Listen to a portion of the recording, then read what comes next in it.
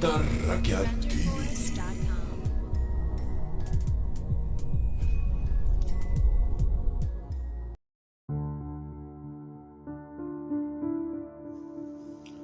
Terungkap rahasia quick count pemilu ternyata terdapat pada isi SMS. Dikutip dari tribunnews.com, setelah menggunakan hak suara dengan mencoblos di TPS, kini masyarakat menunggu hasil perhitungan suara resmi pemilu. Komisi Pemilihan Umum KPU akan menghitung surat suara secara manual. Setelah itu baru akan diketahui secara resmi siapa yang menang pemilu kali ini. Namun selama ini kita mengenal metode hitung cepat alias quick count. Sesuai dengan namanya, quick count bekerja dengan cepat sehingga kita punya bayangan siapa yang menang dalam pemilu. Tapi mungkin ada yang penasaran sebenarnya seperti apa sih sistem quick count itu? Rahasia quick count pemilu ternyata ada pada isi SMS. Begini teknis pengumpulan datanya.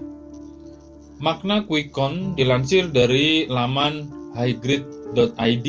Anggota Dewan Etik Perhimpunan Survei Opini Publik Indonesia, Hamdi Muluk, menjelaskan kalau quick count adalah parallel vote tabulation (PVTS), merupakan alat yang diadopsi dari The National Democratic Institute atau NDI, di mana alat ini digunakan buat mengetahui hasil pemilu secara cepat dengan mengambil sampel di tempat pemungutan suara atau TPS. Tahapan lembaga survei dalam quick count.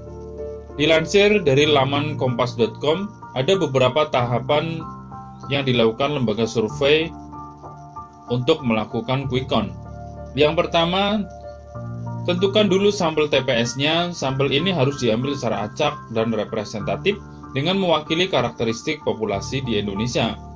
Semakin besar sampel yang diambil, semakin kecil kesalahannya.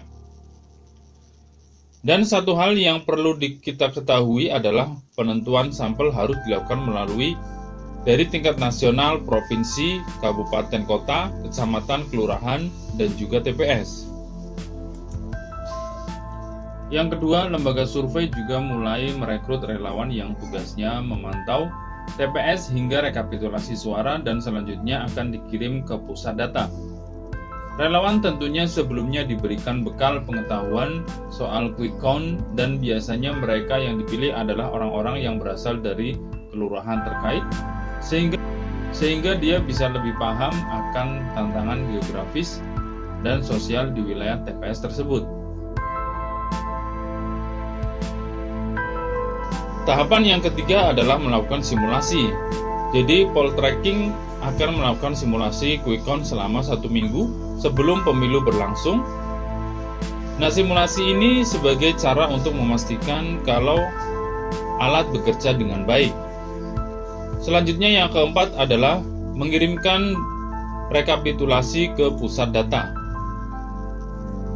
Relawan yang ada di TPS akan mengirimkan hasil rekapitulasi data dengan menggunakan SMS. Nantinya akan dijumlahkan dengan data yang lain sehingga hasil jumlah suara bisa segera terlihat. Ada sekitar 50 orang yang bertugas di tingkat pusat dengan layanan call center sehingga data yang ada enggak terlambat masuk.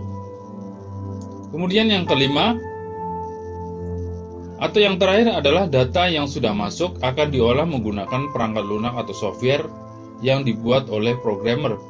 Programnya pun canggih dan catat jika data sudah masuk sebanyak 80%, maka hasilnya akan cenderung stabil dan tidak akan ada banyak perubahan.